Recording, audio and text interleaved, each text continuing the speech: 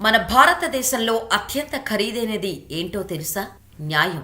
Yes, మీరు వింటుంది నిజమే. ఇండియాలో న్యాయం కావాలంటే చాలా ఖర్చు అవుతుంది. నిమిషానికి లక్షల రూపాయలు ఖర్చు పెట్టాల్సి వస్తుంది. మన దగ్గర ఉండే డబ్బును బట్టి న్యాయం దోబూజులాడుతుంది.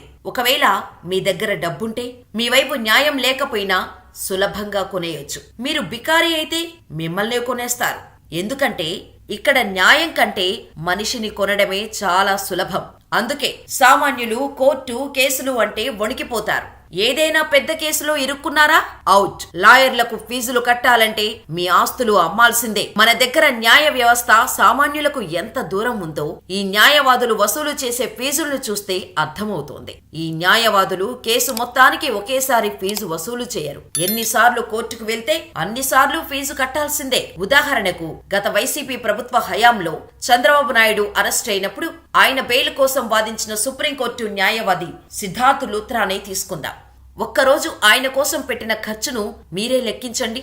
చంద్రబాబు బెయిల్ పిటిషన్ వాదించడానికి సిద్ధార్థ్ లూథ్రా తన టీంతో కలిసి ఢిల్లీ నుంచి ప్రత్యేక విమానంలో గన్నవరం విమానాశ్రయానికి వచ్చారు. అక్కడి నుంచి నేరుగా ఓ 5 స్టార్ హోటల్ కు వెళ్లి ఫ్రెష్ అయ్యారు. తర్వాత విజయవాడలోని ఏబీసీ కోర్టులో హాజరై చంద్రబాబు తరపున ఓ 30 నిమిషాల వాదనలు వినిపించారు. కోర్టు కేసును మరో రోజుకు వాయిదా వేసింది. ఆయన మళ్లీ ప్రత్యేక విమానంలో ఢిల్లీ వెళ్లిపోయారు. దీనికోసం లూథ్రా ఎంత ఫీజు వసూలు చేసి ఉంటారని మీరు అనుకుంటున్నారు? న్యాయ వర్గాల వివరాల ప్రకారం సిద్ధార్థ్ లూథ్రా ఒక్కసారి కోర్టులో హాజరైతే కనీసం 5 లక్షల రూపాయలు పుచ్చుకుంటారు. కేసు తీవ్రతను, జరిగే వాదనల సమయాన్ని ఒక్కోసారి 15 లక్షల వరకు తీసుకుంటారు. ఇక తనతో పాటు తన టీం అందరికీ ప్రత్యేక విమాన ఖర్చు, 5 స్టార్ హోటల్ బిల్లు, తినే తిండి, తాగే నీళ్లు, ఇతర సదుపాయాలన్నీ క్లయింటే భరించాలి. ఇప్పుడు ఒప్పుకుంటారా?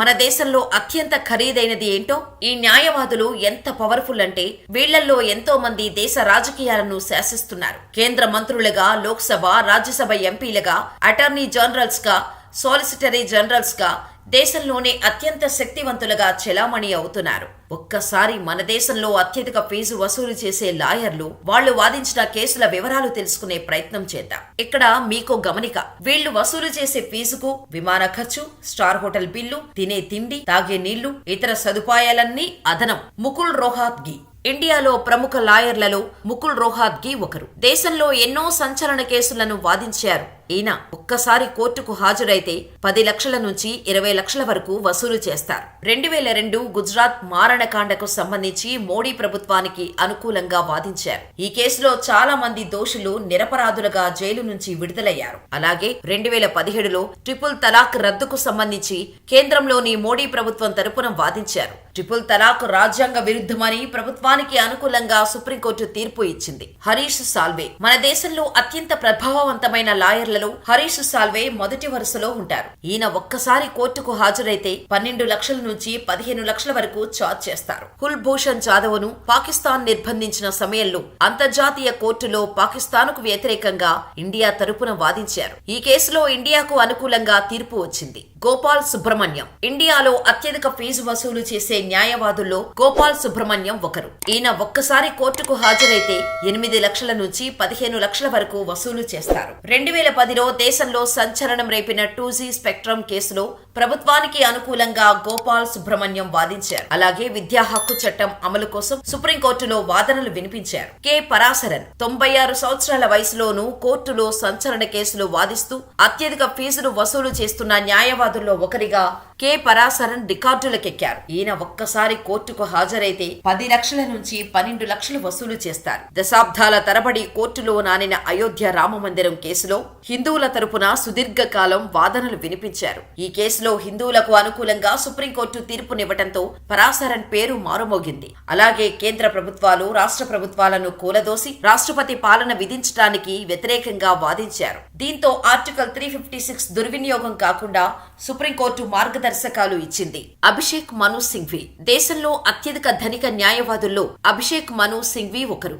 ఈయన ఒక్కసారి కోర్టుకు హాజరైతే 6 లక్షల నుంచి 15 లక్షల వరకు వసూలు చేస్తారు. దేశంలో సంచలనం 2G స్పెక్ట్రమ్ కుంభకోణంలో పలువురు నిందితులకు అనుకూలంగా వాదించారు. అలాగే అనంత పద్మనాభ స్వామి ఆలయ నిర్వహణపై ట్రావెన్కోర్ రాయల్ కుటుంబం తరపున వాదించారు. సుప్రీంకోర్టు రాయల్ ఫ్యామిలీకి అనుకూలంగా తీర్పు ఇచ్చింది. కె వేణుగోపాల్ ఇండియాలోని టాప్ 10 లాయర్లలో కేకే వేణుగోపాల్ ఒకరు. ఈయన ఒక్కసారి కోర్టుకు హాజరైతే 7 లక్షల నుంచి 10 లక్షల రూపాయల వరకు వసూలు చేస్తారు. బాబ్రీ మసీదు కూల్చివేతకు సంబంధించి పలువురి తరపున వేణుగోపాల్ వాదించారు. 2012లో యూపీఏ ప్రభుత్వ హయాంలో వివాదాస్పద బొగ్గు గనుల కేటాయింపునకు సంబంధించి ప్రభుత్వం తరపున వాదించారు. ఈ కేసులో సుప్రీంకోర్టు పలు కేటాయింపులను రద్దు చేసింది. ఇక 2018లో శబరిమలలో మహిళల ప్రవేశానికి నిరాకరిస్తూ దేవస్వం బోర్డు తరపున వాదనలు వినిపించారు. అయితే అన్ని వయస్కుల మహిళలను అనుమతిస్తూ సుప్రీంకోర్టు తీర్పు వెలువరించింది. పళనిప్పన్ చిదంబరం అందరికీ పి చిదంబరంగా సుపరిచితులు.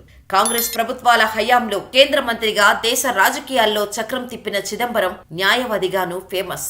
ఈయన ఒక్కసారి కోర్టుకు హాజరైతే 5 లక్షల నుంచి 10 లక్షల రూపాయల వరకు వసూలు చేస్తారు. 2G స్పెక్ట్రమ్ కుంభకోణంలో పలువురు నిందితుల తరపున చిదంబరం వాదించారు. ఎందరో ఆర్థిక నేరస్తుల తరపున వాదించారు.